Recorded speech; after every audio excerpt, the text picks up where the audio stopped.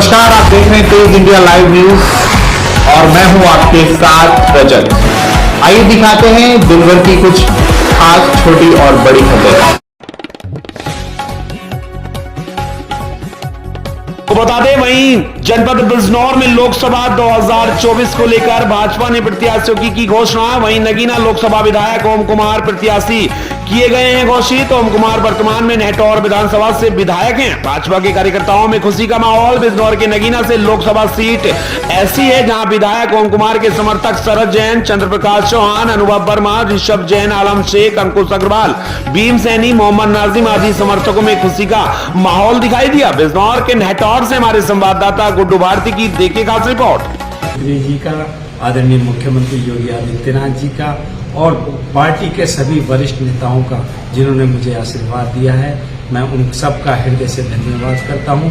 और नगीना लोकसभा को हमें मिलकर के काम कर करके इस सीट को जिताना है।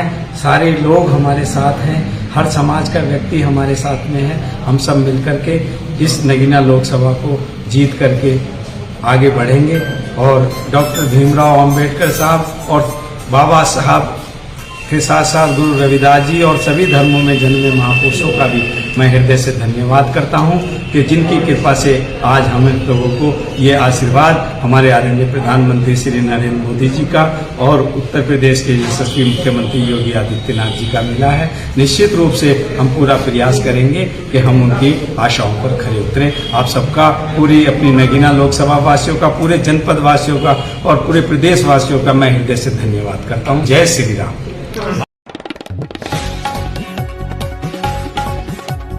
बता दें, वही खबर जनपद बिजनौर के अफजलगढ़ क्षेत्र से जहां प्रसाद चढ़ाने गए मां बेटी की सड़क हादसे में मौत से परिवार में मचा कोहराम। गांव में छाया शोक। बता दें, मामला बिजनौर के अफजलगढ़ कोतवाली क्षेत्र का है, जहां प्राप्त जानकारी के अनुसार गांव शेरगढ़ निवासी वेद प्रकाश पुत्र नोवार सिंह अपनी मां विद्या देवी के साथ बाइक से प्रसाद चढ़ाने के लिए सुरजानगर जा रहा था। रास्ते में उसकी बाइक में किसी अन्य वाहन ने टक्कर मार दी।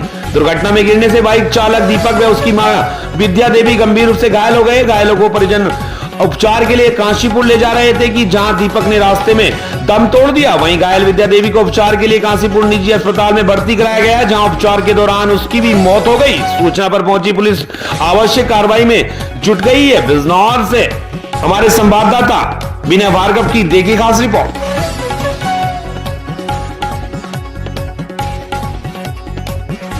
आपको बता दें, खबर जनपद बिजनौर के अफजलगढ़ क्षेत्र से, जहां कांवड़ियों से भरी ट्रैक्टर ट्रॉली में ट्रक ने मारी टक्कर। 7 कांवड़िये गंभीर रूप से हुए घायल। पुलिस के आला अधिकारियों ने मौके पर पहुंच घटनास्थल में कांवड़ियों का लिया जायजा। बता दें, राष्ट्रीय राजमार्ग 74 पर स्थित गांव माननगर के समीप हरिद्वार जल लेने जा रहे कांवड़ियों से भरी ट्रैक्टर ट्रॉली को बीती रात करीब 10 बजे तेज रफ्तार ट्रक ने पीछे से टक्कर मार दी। टक्कर लगते ही ट्रैक्टर ट्रॉली पलट जाने से 1 दर्जन कांवड़िये घायल हो गए, जिसमें 7 गंभीर रूप से घायल हुए हैं। ट्रैक्टर ट्रॉली में कुल 30 लोग सवार थे, वह कांवड़ लेने जा रहे थे। जानकारी के मुताबिक मुरादाबाद जनपद के थाना भगतपुर के गांव मिलक निवाड़ खास से ग्रामीण ट्रैक्टर ट्रॉली में सवार होकर हरिद्वार जल लेने जा रहे थे। घटना के बाद चीख पुकार सुन आसपास के ग्रामीण घटनास्थल पर पहुंचे, जहां पुलिस को सूचना देकर मौके पर एसपी पूर्वी धर्म सिंह मार्चाल, अफजलगढ़ सीओ अर्चना सिंह, धामपुर सीओ सरवम सिंह, कोतवाल राजकुमार, सरोज, शेरकोट थानाध्यक्ष धीरज सिंह, अफजलगढ़ कछवा इंचार्ज सुमित राठी, हल्का इंचार्ज नरेश कुमार ने घायलों को अफजलगढ़ सीएससी में भर्ती कराया तथा घायलों को काशीपुर मुरादाबाद पहुंचने के लिए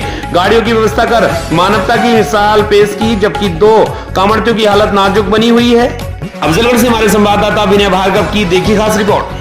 एक ट्रैक्टर ट्राली से जनपद मुरादाबाद भगतपुर के कांवड़िये हरिद्वार के लिए जा रहे थे। पीछे से टैंकर ने टक्कर मार दी है, जिससे ट्राली पलट गई थी। 7 लोग घायल है, इसमें 7 को रेफर कर दिया गया। बाकी लोगों को साधारण चोट है, इनका उपचार किया जा रहा है।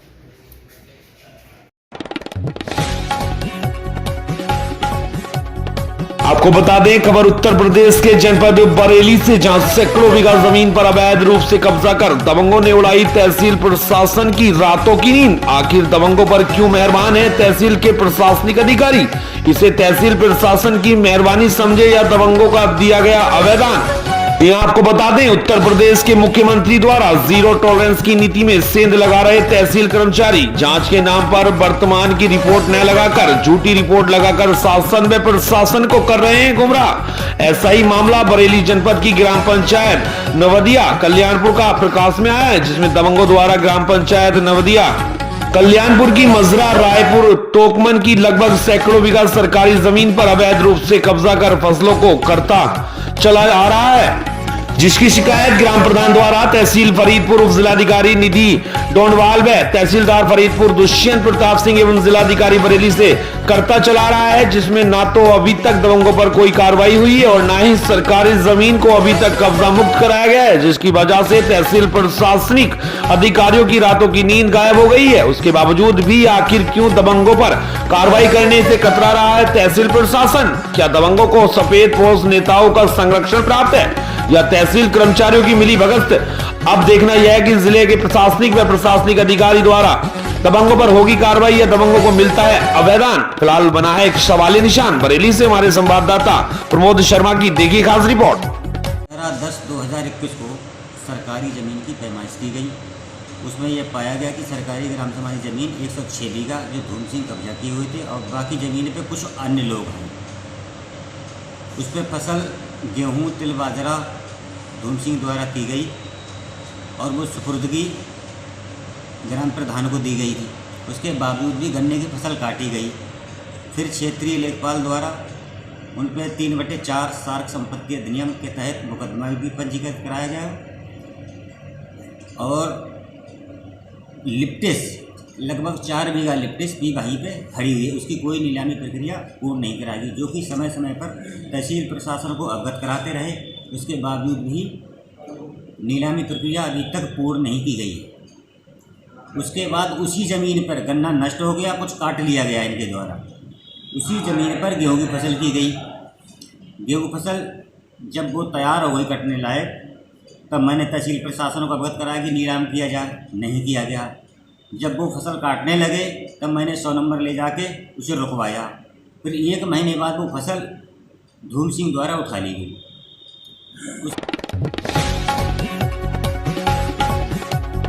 आपको बता दें, वहीं जनपद बरेली में तहसील कर्मचारियों की मनमानी एवं लापरवाही के चलते बड़े हादसे की आशंका, जर्जर आसियानों में जीवन यापन करने को मजबूर परिवार। बता दें, बरेली जनपद के ग्रामीण अंचल में जिम्मेदारों की भारी लापरवाही के चलते वास्तविक पात्र परिवारों को प्रधानमंत्री आवास योजना के तहत आवास नहीं मिलने का कारण पात्र परिवार जर्जर आसियानों में रहकर जीवन यापन करने को मजबूर है। वहीं ग्रामीणों की सूचना पर ग्राम शिवपुरी पहुंची हमारे चैनल तेज इंडिया लाइव न्यूज की टीम ने पड़ताल की, जहां मिट्टी के एक जर्जर आसियाने में 52 वर्षीय बलराम पुत्र श्री कृष्ण, उनकी पत्नी ममता 50 वर्ष, बेटा सत्यम 20 वर्ष, बेटा शिवम 18 वर्ष और बेटी 17 वर्ष समेत 5 परिजनों का जीवन यापन करते पाया गया। इसके अलावा ग्राम पंचायत रामपुर रत्तन में भी नरेंद्र पुत्र इतवारी के आसियाने की सूचना पर उक्त टीम ने मौके पर पहुंचकर देखा तो मिट्टी के जर्जर आसियानों में पति पत्नी व बच्चों समेत 7 परिजन भी मिट्टी के जर्जर आसियानों में रहकर जीवन यापन करते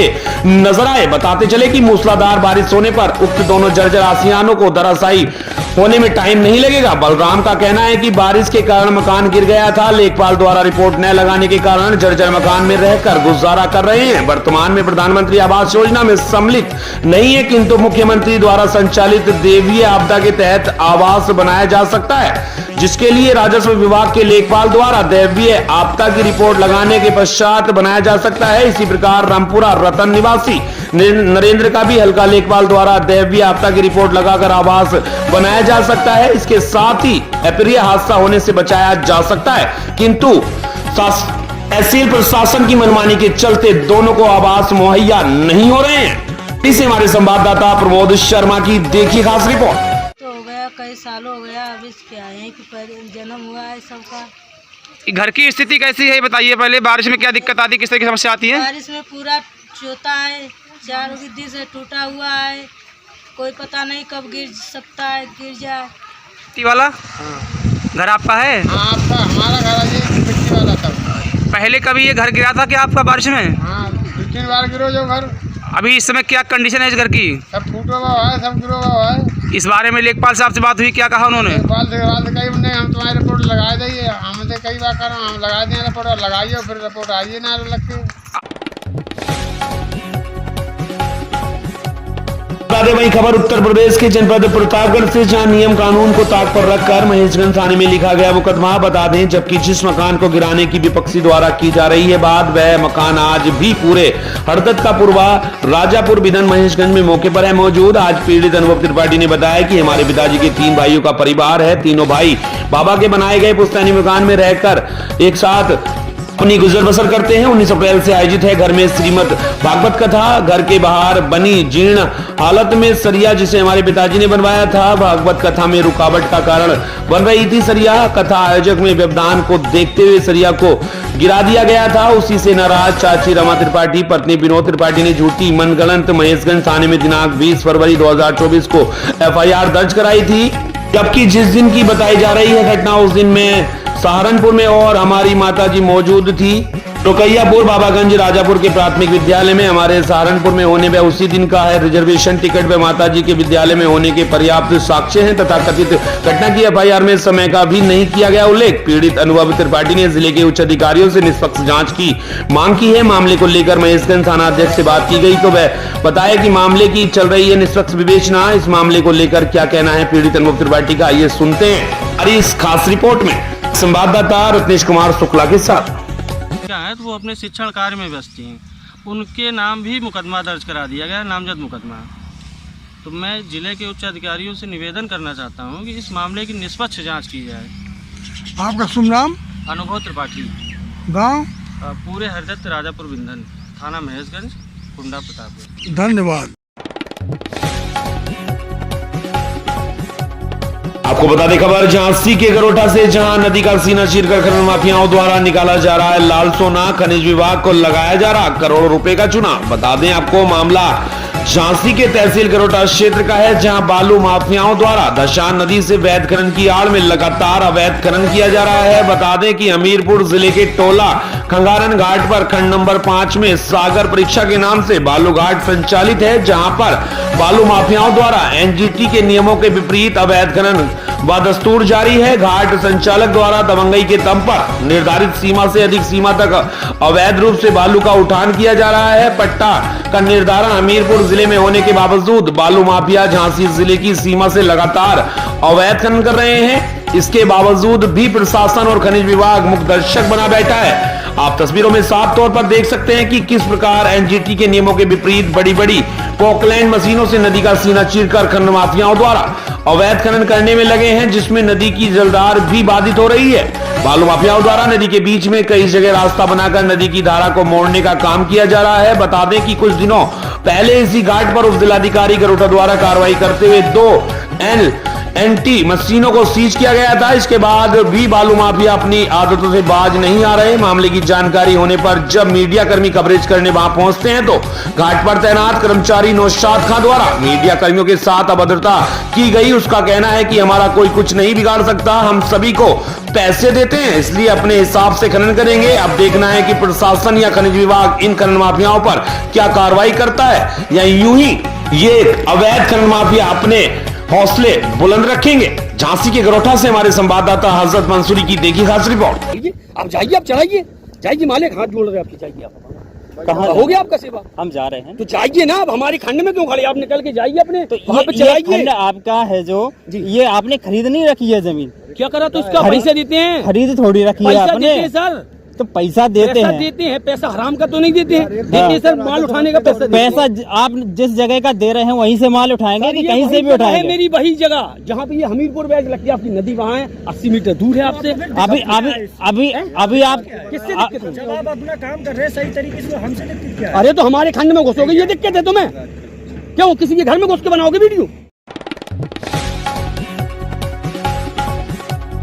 आपको बता दें खबर जनपद जालौन से, जहां पुलिस ने अवैध गांजे के साथ एक युवक को किया गिरफ्तार। बता दें थाना जालौन पुलिस गश्त पर थी, तभी मुखबिर से सूचना मिली कि देवनगर चौराहे ट्रांसफार्मर के पास एक व्यक्ति को पकड़कर थाने लाई। क्षेत्राधिकारी शैलेंद्र कुमार वाजपेयी ने बताया कि अभियुक्त उमेश चंद उर्फ पिंटू पुत्र लाखन सिंह निवासी मोहल्ला काशीनाथ कस्बा थाना जालौन 1 किलो 100 ग्राम नाजायज गांजे के साथ गिरफ्तार किया गया है। अभियुक्त के विरुद्ध 18/20 एनडीपीएस में मुकदमा पंजीकृत कर आवश्यक विधिक कार्रवाई की गई है। जालौन से हमारे संवाददाता संतोष कुमार सोनी की देखी खास रिपोर्ट।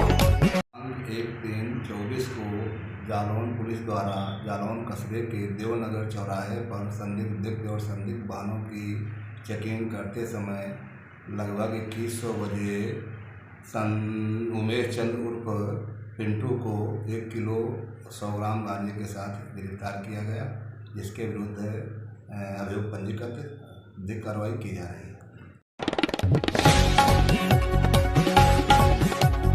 आपको बता दें खबर जनपद चंदौली से है, जहां विवाहिता की मौत के मामले में आया नया मोड़। असम राज्य से चंदौली पहुंचा माई का पक्ष, हत्या और आत्महत्या के लिए उकसाने और प्रताड़ना का लगाया गंभीर आरोप। बता दें खबर चंदौली से, जहां 2 दिन पहले संदिग्ध परिस्थितियों में विवाहिता की मौत हो गई थी। चोरी छिपे मृतिका का दाह संस्कार करने जा रहे परिजनों को रास्ते से पुलिस ने सबको कब्जे में लेकर पोस्टमार्टम हाउस भेज दिया था। वहीं आज चंदौली सदर कोतवाली पहुंची मृतिका की माता और भाई ने बताया कि ससुराल पक्ष द्वारा सुनियोजित तरीके से हत्या का आत्महत्या के लिए उकसाया गया था। बता दें कि पोस्टमार्टम रिपोर्ट में भी गले पर मोटे निशान मिले हैं। मृतिका के माता ने बताया कि हमारी बिटिया हमसे फोन पर बात करती थी तो ये लोग फोन छीन लेते थे और बात नहीं करने देते थे। बिटिया ने यह भी बताया था कि 1000 रुपए देते थे जिसमें हमारा खर्चा नहीं चलता था। मैं अपने बच्चों को बासी रोटी खिलाकर बच्चों के साथ दिन गुजारती थी। हमारे ससुराल के लोग हमें बहुत प्रताड़ित करते थे और दबाव डालते थे। उसने बताया कि मां हमें कुछ समझ में नहीं आ रहा है कि मैं क्या करूं। मृतिका की माता ने बताया कि हमारी बेटी आत्महत्या नहीं कर सकती बल्कि उसका हत्या की गई है। ससुराल पक्ष द्वारा मामले में सुलह समझौते का दबाव बनाया जा रहा है, वे भी आरोप लगाया गया है। चंदौली पुलिस ने दोषियों के खिलाफ कार्रवाई की मांग की है। इस दौरान पुलिस अपनी कार्रवाई में जुटी हुई है। वहीं पीड़ित पक्ष को चंदौली पुलिस पर अंतिम भरोसा है। इसे हमारे संवाददाता अमरीश कुमार की देखी खास। पहले हुआ था 5 बरिस हुआ लड़के के शादी होने, उसको बाद चंदौली में पुराना बाजार, तो उसको बाद में 5 साल के बाद में हमको रिपोर्ट लड़की बोल रहा था कि बोलो माँ हमको 1000 रुपया भेज रहा था, हमारा खर्चा नहीं चल रहा है। कभी बासी रोटी बना को बच्चों को खिला को भेज रहा था, सास ससुर के सेवा कर रहा था। मैं तभी हम लड़के को समझा बुझा कर हम रख लेते रहा कि चलो माँ पिताजी है, कोनो बात नहीं है, सेवा करना जरूरी है। ठीक है, लड़की बोला कि हाँ माँ तुम्हारा बात मान रहा है। सो बोला लड़की को माँ हम क्या करेंगे, हमारा समझ में नहीं आ रहा है, इतना हमको दबाव दे दिया है। फिर मोबाइल हाथ से छीन को दूसरा घर में दे दिया। वो लड़की तो हमारा बात करने नहीं पाती रहा। क्या हुआ, देवर के मोबाइल से बात थोड़ा से बात करेगा, मैं मोबाइल तो हाथ से छीन लिया था। हमको यही सजा चाहता है कि संजय गुप्ता फिर तोरा अजय गुप्ता को तोरा क्या नाम है बजरंगी को उसका परिवार को शासन देना चाहिए।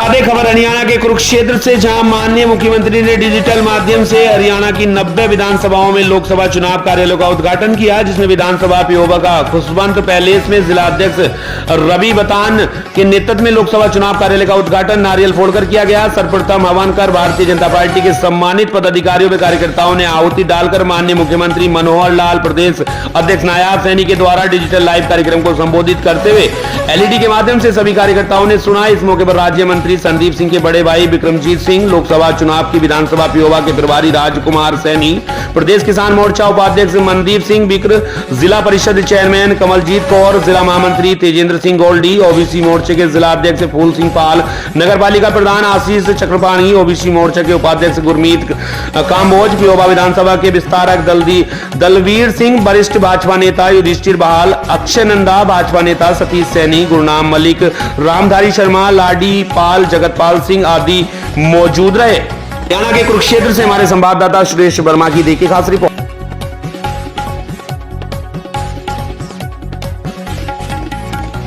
हरियाणा में ज्वाइंट एक्शन कमेटी रिटायर्ड कर्मचारी हरियाणा के आह्वान पर किया जा रहा है जिला अनुसार क्रमिक अनशन। बता दें, ज्वाइंट एक्शन कमेटी रिटायर्ड कर्मचारी हरियाणा के तत्वाधान में हरियाणा सरकार के खिलाफ क्रमिक अनशन के चलते दिनांक 2 मार्च को रामलीला भवन में रिटायर्ड कर्मचारी संगठन पीओबा की बैठक रखी गई है। बैठक की अध्यक्षता रिटायर्ड कर्मचारी संगठन के प्रधान रमेश मौर्य ने की। बैठक में लगभग 30 सदस्य शामिल हुए। बैठक को संबोधित करते हुए प्रधान रमेश मौर्य ने पीओबा से रोहतक में क्रमिक अनशन में भाग लेने वाले सदस्यों का धन्यवाद किया। उन्होंने कर्मचारियों की मांगों के लिए 17 दिन से लगातार धरना दिया है। इस धरने में ज्वाइंट एक्शन कमेटी रिटायर्ड कर्मचारी हरियाणा के सदस्य प्रतिदिन जिले अनुसार भाग ले रहे हैं। रिटायर्ड कर्मचारियों की मांगों में विशेष रूप से 65 वर्ष, 70 वर्ष, 75 वर्ष की आयु के उपरांत कर्मचारियों को 5%, 10%, 15% की बेसिक पेंशन में बढ़ोतरी और सभी बीमारियों के लिए कैशलेस मेडिकल सुविधा, चिकित्सा भत्ता 1000 से बढ़ाकर 3000 करने के बारे में, फैमिली पेंशनर को LTC की सुविधा देने, कोरोना काल से अब तक का 18 महीने का